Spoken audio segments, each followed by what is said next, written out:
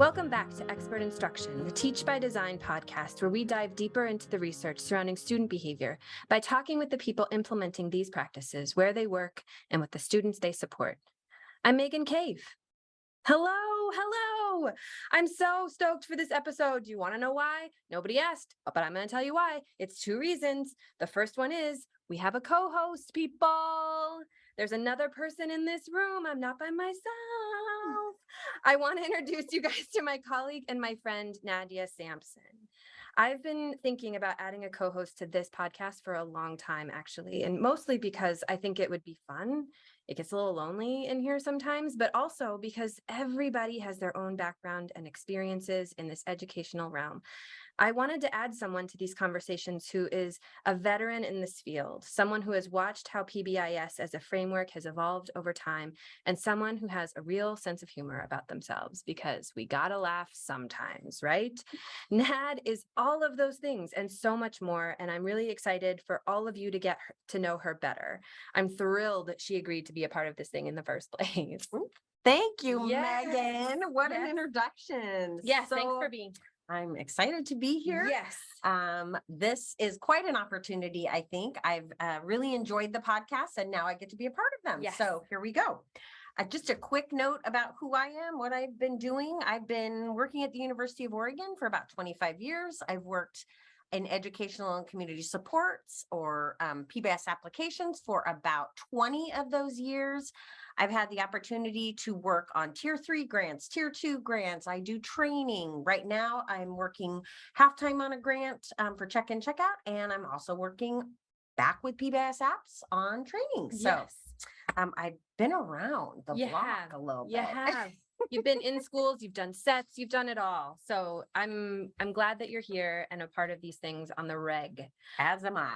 Another really big deal about this episode is the topic itself. We have been listening to the conversations around us, both on social media and in person, among our friends and our colleagues. And guys, there's something that's happening in schools and classrooms right now. And it all just boils down to how everything feels more escalated now than it did in the past. Teachers are burning out quickly. They're leaving the profession and they're starting to name student behavior and the lack of disciplinary response to it as a primary reason for their departure. So instead of leaving all of that to just spiral and spin out on Twitter, we wanted to give intentional space here to discuss real solutions to the issue. Today, we're going to kick things off with the first of our two-part series. 2 parts. You get 2 episodes, guys. This is the first, exploring the topic of de-escalation. So joining us today are Dr. Kathleen Strickland-Cohen and Alex Newson. Kathleen is a colleague and a dear friend, and up until recently, her office was not so far away from ours. She recently left the University of Oregon and is now an assistant professor in the Department of Special Education at the University of Utah. She's also a doctoral-level board-certified behavior analyst. Kathleen has an extensive background in special education and PBIS application in schools, and she's a researcher, a teacher, a trainer, and truly a stellar human being. Alex, who we're just getting to know, Alex Newson is a doctoral student in special education here at the University of Oregon. She is a recipient of Project Co-Lead, which is a leadership grant focusing on autism, evidence-based practices, diversity, and collaboration across universities. Prior to all of this, Alex taught in both private and public school settings throughout the Pacific Northwest as a certified special educator and educational assistant. She brings so much wisdom and experience to this whole conversation, so we're really glad to have her here. Yeah, we were so lucky to have a great conversation with the two of them yesterday. And Alex, along with Kathleen and their colleagues, Catherine Meyer, Robert Putnam, Laura Kern, Brian Meyer, and Amy Flamini have all just published a practice brief for the Center on PBIS called Strategies for De-escalating Student Behavior in the Classroom. You don't have to write that down. It's written down for you and linked in the description, so check it out. We have been waiting for this brief to be here, and now it's actually out. We can start talking about it in real life. I know that you guys have questions about how to de-escalate those behaviors happening in your rooms, and so do we, honestly. So we're going to take our time with this conversation. In the first episode, we're starting off by talking about those tier 1, school-wide, classroom-wide, all-kid prevention strategies, the things that you can do upfront to keep those behaviors from escalating in the first place. We're covering all the basics. What is de-escalation? How do your existing systems and practices support your efforts to create and maintain calm? How can we expand those existing systems to meet the emerging needs right now? And finally, by the end of our chat, you'll hear from Kathleen and Alex what they think are the top 3 to 5 things you can do to make this year feel more successful in your classroom than last year. Well, Alex and Kathleen, we're so happy to have you guys here with us today. Thank you so much for having us and inviting us to do this. Yeah, it's honestly like this conversation, it feels like it couldn't come at a better time of the year, the beginning of the school year. It feels like there's still some systems and practices that we can build up and improve upon and still get them in place to have an effect for the rest of the year. And just based on some of the conversations we've heard, we're at a really good point to start talking about, I don't know, escalated behaviors in classrooms and maybe implementing some different strategies and really learning about de-escalation as a school-wide practice or a classroom-wide practice. So maybe we can just start there. So we're talking about de-escalation today. So how would you define it within your work? So I think that the term de-escalation is pretty much what it sounds like. So it's the process of preventing challenging situations from getting worse. Yeah. I think that when we think about escalation, which is more of the escalated behavior is what we're talking about when we're talking about escalation or behavioral escalation, that is what I think of as being the external piece of things, like the externalizing sorts of challenges that students are having. Oftentimes what we're seeing directly we think of as being escalated behavior. But I think it's also really important to talk about what we mean by regulation or dysregulation, because that's what I feel is more of that internal piece, if you will. So the thing that we're not necessarily seeing, but that is leading to the escalated behavior is this state of sort of dysregulation. So some people think of it as being that fight, flight, or freeze kind of response internally. So it's a reaction to something that's going on in the environment that is perhaps even triggering something that is a perception that we can't see, that can cause students to become dysregulated, essentially. So with that fight or flight kind of response, that can look like things like being excessively emotional or aggressive or engaging in unsafe behavior, things like elopement or leaving the classroom, or unfortunately, sometimes even running away from a playground toward a highway, like things that we think of as being behavioral escalation in that way. It's also important to realize, though, that for some students, this can also look like the freeze response, which can just be completely shutting down. I think it's also important to understand that when students are dysregulated, that they are oftentimes having a hard time taking in information.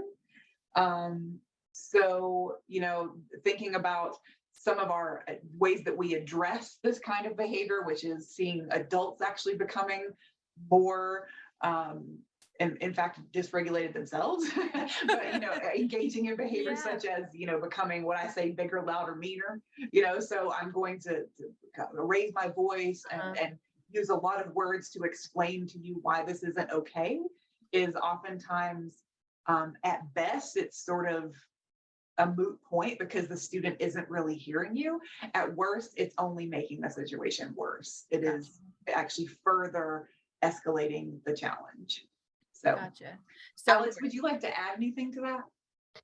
I would just say, Kathleen, I really appreciate that in the paper that we have and in our conversations, we talk not only about de-escalation and regulation of students, but the conversation does not often go through the adults in this space.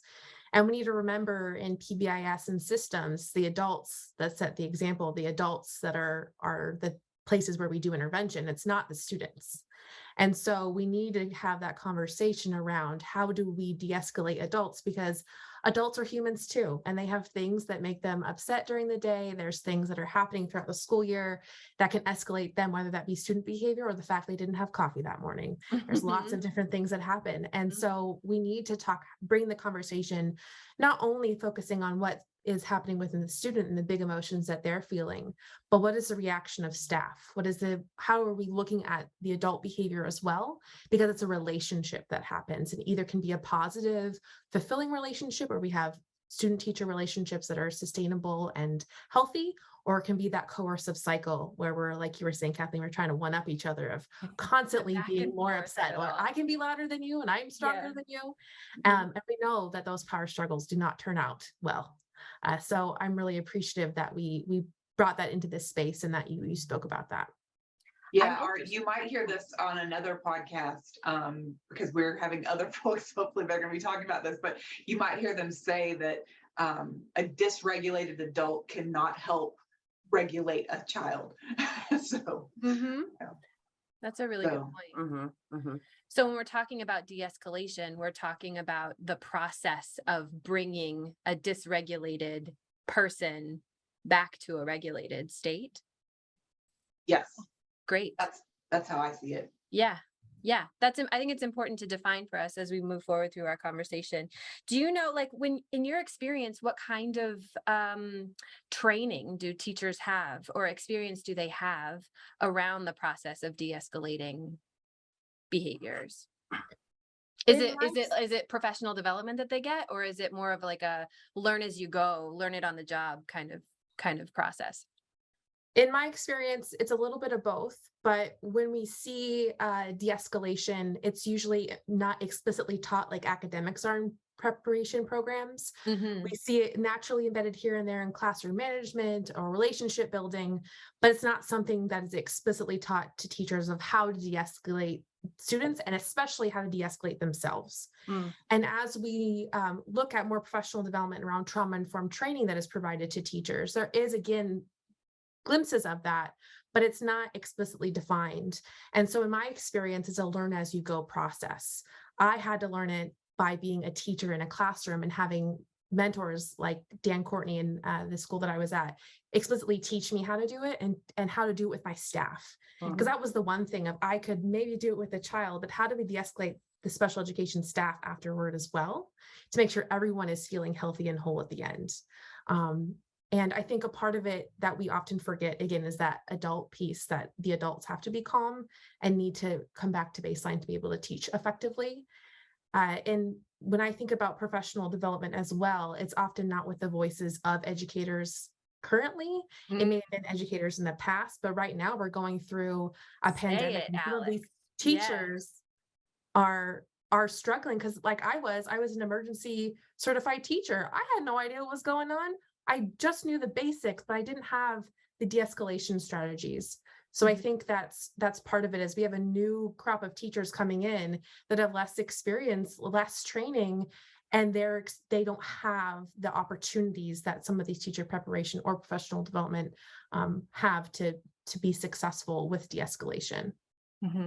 I think that really leads into the next question that we wanted to ask, which was, it seems that right now, more than a few years ago, that there's a lot more conversation about students and escalated behavior, that students and staff are really struggling with this more than they have in the past, or at least we're talking about it more. If we read the room, there's a sense that things are just different now. Do you get that sense? What have you seen in classrooms that you visited over the last couple of years? Do you think students are experiencing more dysregulation and behavior escalation, or not? My answer, I'll jump in on that one. My answer to that question is yes and no. I think so. The disruption because of COVID, I think the disruption in what we thought of as quote unquote normal life can be thought of as collective trauma. So, and I got that term from Alex, who's on here with us, but that term, it really spoke to me when you said that term, collective trauma, Alex, because I think that that's what we're experiencing. So we know that many students and staff across the whole country were away from the structure and predictability of in-person school for many months, some like over a year. And so many staff were trying to be full-time parents while also working a full-time job and educating their students while trying to also be, part-time educator for their own children at home. Many of our students, in addition to sort of losing that structure that they were used to, for many of our students, home is not necessarily a safe or a nurturing environment. So I think that it kind of goes without saying that with students coming back to school or as they've come back to school, yes, we've definitely seen more behavioral escalation. I think it only makes sense if you think about the context that would be the case. But I think it's also really important to understand that it's not just about student behavior. It's also what I was just saying about staff experiences and behavior, and the fact that honestly, what I've seen and even had some of the educators that I work with tell me is that there's just this sort of lower threshold of tolerance for any kind of stress-inducing event. Yeah, we're already maxed out. Yeah, exactly. Yeah. So adults themselves aren't necessarily feeling very regulated at this point. Right. And so trying to address students who are also coming in with additional sort of issues that they may have not had prior to the pandemic is a real challenge. If you don't mind, I want to really quickly circle back to the question right before this one. Yeah, sure. Because I just wanted to jump in there and say too, along with what Alex was saying, I really appreciate Alex, what you were talking about in terms of training as a special educator. I just want to make the point that less than a third of teacher prep programs for general educators even have instruction related to classroom management. So say that again. Yeah. Say it again for the people in the back of the room. Less than a third of our teacher prep programs for general educators have courses that are focused on classroom management. Incredible. So, we're talking about something that, talk about working or getting training on the job, Yes. I mean, a lot of our general educators come to schools completely unprepared for these types of challenges. And so their response to these things aren't necessarily what we think of as being evidence-based practices for supporting students who are experiencing, dysregulation. Mm-hmm. Well, and I do think too that there's this, I don't know, lately I've been reading a whole lot about building school-wide community. And so there's this, I don't know, I think something that you were saying, Alex, that sounded good, which was that you heard that you received some real mentorship from someone within your building. Maybe this was a more veteran educator. Maybe it was just a peer that's, someone that had been there for a year or two longer than you.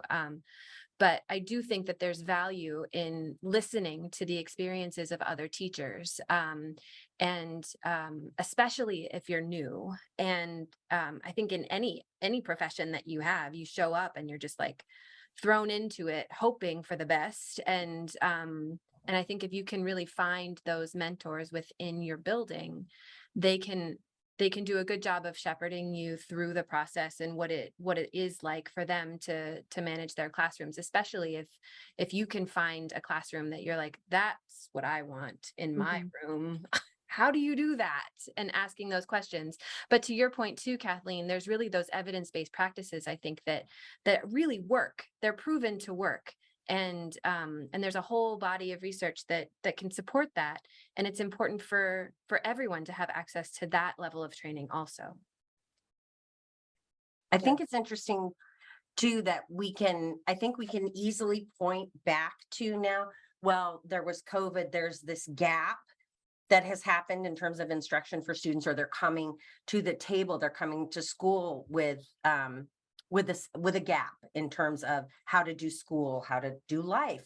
And yet I think a lot of educators point to that. They know that's there. We have something to say. We know why that there's probably more students struggling with this. And yet but both of you, I think, said at some point, educators' tolerance for that, because they too have experienced the collective trauma, are still struggling with that. Even having a sense of why things might look different, it's still really challenging to actually be able to address it in a way that is sensitive to the whole idea of what's happening for students internally and for ourselves as educators. So. Yeah, and I think some of the staff that because Alex and I spent some time out in local districts last year, and one of the things that we were hearing even from the staff was that sort of recognition, because there would be this discussion of how everything's worse. Yes. And then almost invariably there would be like this voice of reason, like quiet voice of reason in the room that said, but most of these things that we're talking about were happening before the pandemic. Yeah. Yes. And then, like it's kind of this realization that they're having that, oh, you're right. Like we had many of these, if not all of these challenges. Again, some of them may be a little bit escalated at this point, but, also that recognition that they have just less in their bucket, if you will, to give because of everything that they also have been experiencing. And I would also say that COVID has exposed a lot of disparities that have been happening in schools. So some of these things have been happening. It's just, it hasn't been widely known. And so teachers, I mean, when I was teaching, we had behaviors every single day. But it wasn't well known because we were, students weren't as included as often. And so as we include more students in these spaces, and as we learn more about that community and talk with one another and work with one another rather than being in these individual silos, we recognize that some of these things have been happening to certain parts of our school. And to make our whole school community better, we need to recognize and acknowledge that. And how can we support all students? How can we support all staff in making sure that schools are a welcoming and safe space? And when we think about the why of things, I want to hesitate because we don't want to be trauma investigators and ask the children, what happened to you, and tell me everything. That we want to give them privacy and respect, just like we want privacy and respect. So there's big things that happened. I know that there's articles about the millions of children who their parents have passed away, Yes. Food insecurity, housing insecurity, Yes. all of these things that happen outside the school building that come into the school building. Because while students are with us and we love them very much while they're in our classrooms, they're outside doing their own thing for most of the summer. People. Yeah, their whole people. Lives. Yeah. Yeah. So to recognize that, and to recognize that because this whole human is experiencing a lot of things and trying to communicate with me in the best way that they know how. And that means sometimes it's through big emotions and big behaviors. And I love what you said about the siloed piece too, Alex, because, too often, and it's one of the reasons that I have appreciated being able to do this work with you, because I think, too often we think about things like behavioral escalation as being a special education issue, like erroneous belief that this is something that, it happens in different contexts with different quote unquote types of students, and don't really take into account the fact that this is something that we're all experiencing. This is something that all students can experience. It's something that, because all students experience, that all educators need to be able to address. So some of our listeners, and I think what you're starting to touch upon is some of those tier 1 strategies. Some of our listeners, some of the folks that will be listening to this are implementing PBIS or MTSS.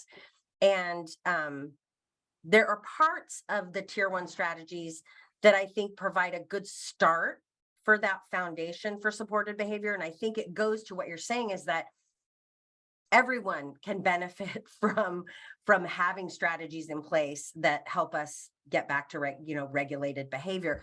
But can you talk about some of the strategies that you think schools have already in place that may support that work?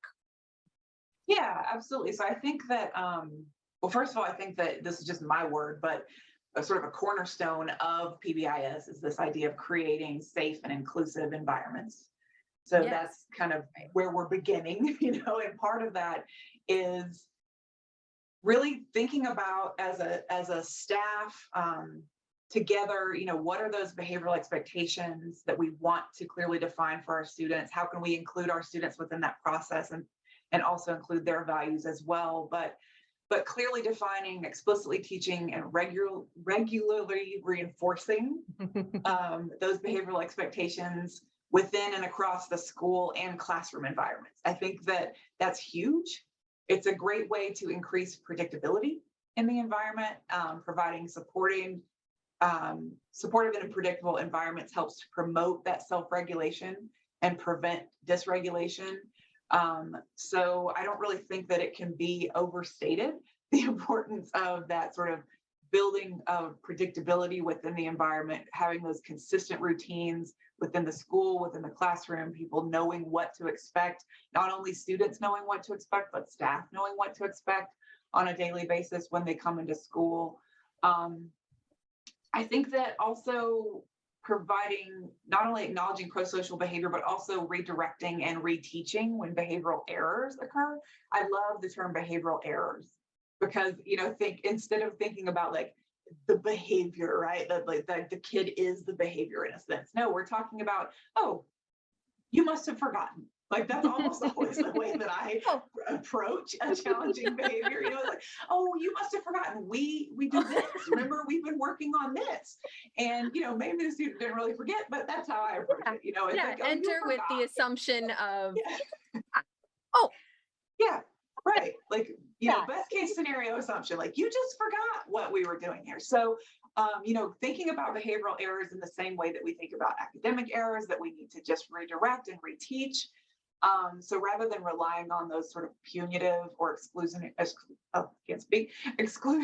discipline practices, really focusing more on that reteaching piece. And it's a heck of a whole lot easier to reteach when you've taught in the first place. So maybe start there. Exactly. It's like, this is how we do business. This is how we do business. And a lot of how we do business, actually, those strategies that you're talking about would address a lot of the needs of students and staff around being able to come to school or be in school in a way that is more regulated. Yeah. And less escalated. The way I think about tier 1 too, we've talked about this a lot with staff in going into schools over the last year, but this idea that as things change, think about your triangle. Think about how tier 1 might need to shift. Because if the whole environment has shifted, then thinking about the kinds of struggles that staff and students are having very proactively, does that shift what we're doing at tier 1 a little bit? Right.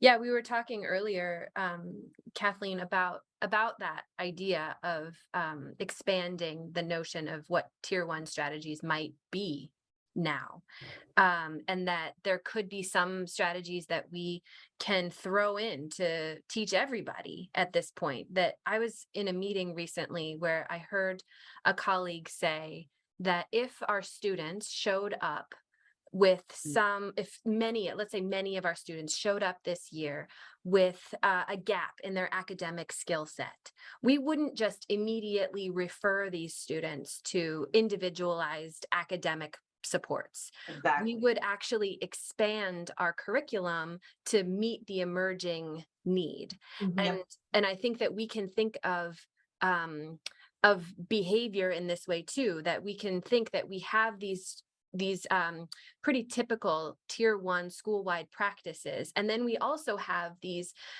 targeted interventions maybe, or targeted strategies that we might have in place during more typical years that we would help specific students with those gaps. But we've got lots of kids that are showing up with some gaps in their coping strategies. And so maybe we should be thinking about how to expand those tier 1 strategies to meet the emerging need of our students. So in what ways do you think that we could start to think about that? We I think that when we talk about behavior in academics, all of that is skills. Yes. So when teachers get overwhelmed about teaching social emotional learning or teaching de-escalation, it's all skills that we are teaching, and teachers know how to teach a skill. Yeah. Teachers know how to differentiate instruction. Teachers know that if a student doesn't understand a fraction, we don't throw the whole board at them and say, figure it out. We figure out a new way to explain it, a different example, a non-example. We model it with them.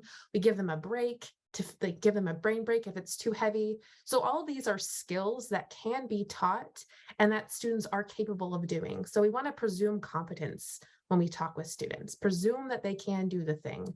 And one thing in the paper that we really focus on is the idea of co-regulation and doing that with students. And what co-regulation is, for those who don't know, is it's assisting the student in the process of regulating their emotions by expressing empathy, acknowledging and labeling their emotions, modeling that desired behavior, and providing positive reinforcement for following the expectations. It's what we see with parents and young children. When a young toddler shows a big behavior, yelling at that child and wagging your finger doesn't do anything, but getting down on their level and saying, Oh, but Alex, sometimes it just frustrated. feels nice. Yes, it feels comforting. I mean, I do this with my partner of like, I'm really mad right now. I wanted a cookie. Yelling feels good sometimes. Yes.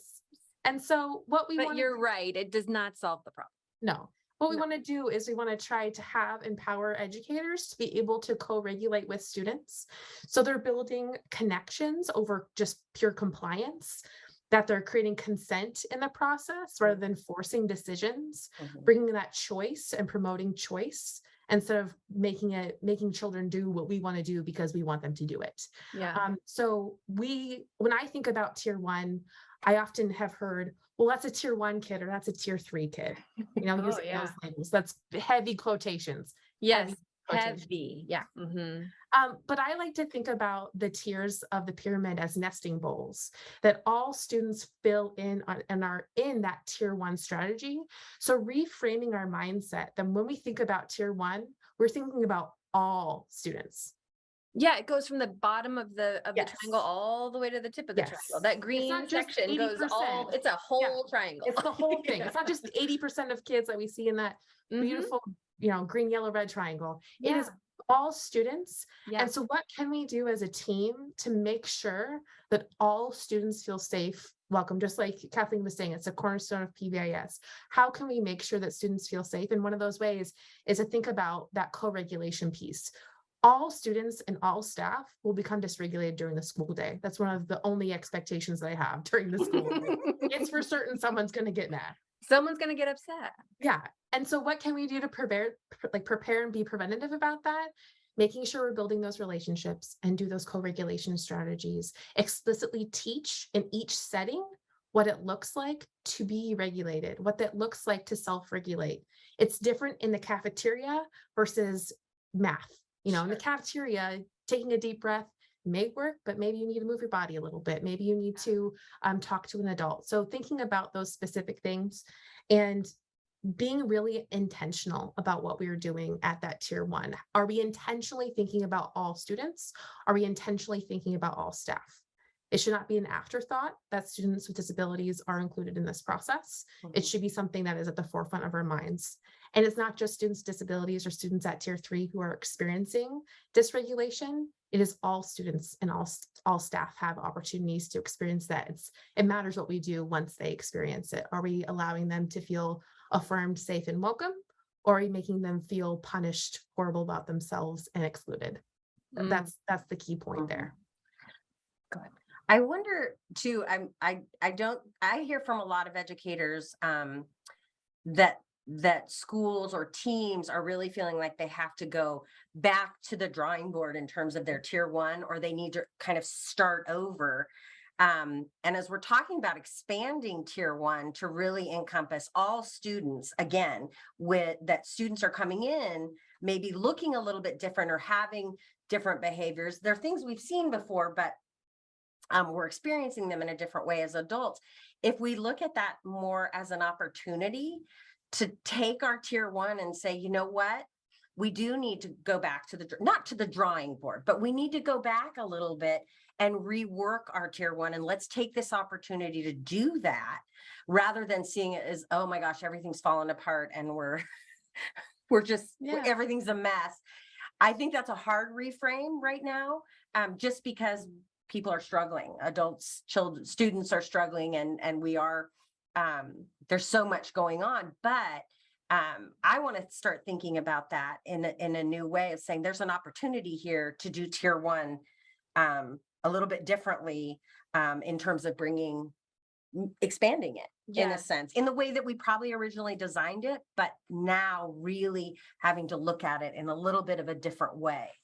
So, and I don't think that these things are bad to teach to everybody, right? Like these are great skills to teach, and to just, even if it's just to say that you've done it, so that when something happens, when someone gets upset, you can point back and be like, oh, now I can reteach, right? It's back to what you were saying, Kathleen, where like, if you don't teach it in the first place, then what are we doing? You can't possibly go back and reteach something. So doing that too, teaching these things while people are in a state of calm is like the greatest time to do it, right? Because there is no way that if I'm upset about something that's going on and someone tells me, Megan, you need to calm down, there is no way I am calming myself down now. No way. No. So, but if someone were to say like, oh, I see this is happening. Maybe you forgot. Maybe you forgot, but there's some things that we can do right now and like point to those things and maybe I don't know, like, I think that all of this stuff is good, right? That like, if you're going to teach one person how to take a break, why not teach everybody how to ask for a break? If you're going to teach one person how to do some deep calming breaths to like help them calm down, teach that to everybody. You know, you can't assume, at this point, I'm in a place where I cannot assume that anyone ever taught you how to do this thing, because we're all in a weird spot. So may as well just teach it to everybody because it's good for everybody. All of these skills are good for everyone. So go ahead and teach them, expand it, and make this a classroom-wide, a school-wide practice where everyone gets the same information so that when those behaviors go up, you can be like, oh, remember, this is what we do. This is what we do. Remember. As a It's community. also less stigmatizing language. So if a student's having a breakdown in the middle of the hallway, we know as a classroom culture, as a school culture, that everybody has those moments in the time. And when a student is ready to come back, they're able to be welcomed with more acceptance and love. That's such a good point, Alex. Yeah. Like that kid is the kid who yells all the time. No, we all yell at times in our day, and we all have moments that are hard. And so I think part of it is reducing the exclusion that happens and bringing it back to the inclusiveness that we want to see in spaces of if we all learn the strategies. When I taught the strategies to all my students were able to co-regulate each other. They were empowered to say, you don't need the adult to do this. Like, I know that right now my friend is at a level 4 on the thermometer. And he needs to take a couple deep breaths. Hey, Brian, do you want to take a couple deep breaths with me? And I was like, I'm out of a job and that's the best way it's going to be, you know, because we want that companionship and that friendship. And I was there, of course, to supervise. But I think that's empowering that culture of inclusivity rather than just saying, like Kathleen said, and like y'all have said, of it's a special education thing. That's the certain type of student does this. Let's just make it really aware that we're all going through things. We're all human beings with ranges of emotions and tolerances that depend on sleep, that depend on what we ate, that depend on, you know, lots of different things. And so I think, again, making that an intentional part of your tier one, where everyone is included, creates more inclusive environments where students feel safe to say something before they get to the point where they're super escalated of like, right now, I feel kind of uncomfortable. I don't like what's happening right now, or I'm feeling angry and I would like someone to talk to. It's a preventative strategy, which is what tier one is. It's about prevention. I think it's also really important to point out, because I'm hearing what you're saying, and I think it's really important to point out that when a student or an adult, for that matter, when an individual is in crisis, this is not the time to teach a strategy. Like, this is not a teachable moment. This is a turn things around, keep people safe moment. And we oftentimes talk about de-escalation, or people think about de-escalation strategies, if you will, as what you do when someone is in crisis. And they're already there. They're, like when they're already there, what do I do? And that is such a, it's such a backwards, honestly, way to think about it. Because again, that's not the time to teach. That's not the time you're going to have any success. So that's also not the time that the adult is going to have any success, which leads to people saying things like, oh, well, those things don't work. Well, heck no, they don't work, because you didn't use it until the student was Until it was full late. Full late. Yeah. Yeah. And so obviously it's not going to work, right? So this idea of thinking about this from a proactive standpoint, how are we teaching everyone? How are we putting things into someone's repertoire so that we can remind and reteach and help someone to remember, oh, I'm just going to give you a signal when I start to notice that you're becoming agitated. And maybe that can be helpful in you remembering what we've just been talking about, but yeah, it's so customary for us to wait until someone is already in that dysregulated or that escalated state to then start saying, oh, well, I'm just supposed to use this strategy now. Now's a good time. Yeah. Yeah. I bring it back to academics though, because again, I feel like teachers have a better understanding of the academics. We don't put a big hard test in front of a student when they've had no lesson and go, figure it out. Right. Get 100%. Now you know decimals. Like that doesn't make any sense. You teach it and it's incremental, and you practice in low stakes environments, and you do, lots of different ways of showing it, and you provide lots of it takes a long time to learn a skill, to become fluent, to master that skill, and then think about it generalizing to multiple situations. So when I talk with educators, I bring it back to that academic language, because they know you don't do that to students. In state testing, children don't just magically know all the answers to those tests. It takes a whole year of instruction for them to be able to have that test even presented in front of them. So what can we do to mirror that in our behavior skill instruction? And when we think about that in preventative ways, we have to teach, we have to practice, we have to reteach. We need, even when we know that we master it, let's remember it again and try to go back and see if we can do it again in a calm, low stakes environment, so that when the big day comes or when something happens, we know, like riding a bicycle, that we can just do it and keep going. I think that's the best description of teaching pro-social behavior like academic skills that I've ever heard. That was awesome. Thanks, Kathleen. Kathleen, you'll be able to listen to this back and write it all down. I'll be able to remember what I said, because the power of the podcast. So I think we're at a place now where I'm convinced, right, that I would love to see these kinds of things expanded and taught to my own children in their classrooms. So talk to the teachers right now who are listening to us, and what are some of the actual strategies, the 3 to 5 things that they might be able to do this year in their classrooms that would help them to have a year that feels more successful in terms of behavior than maybe it was last year. Alex, I'm going to let you go first on this one. Okay. Go. I have a couple of things, but Great. The main thing that I want to focus on is give yourself grace and space. I watch a lot of teacher candidates, and they're doing their ding dang hardest. They're working hard. They're working doing their best, but they have this expectation that now that they know the knowledge, they'll be able to implement it with 100% fidelity, and that they're going to it's just going to be easy.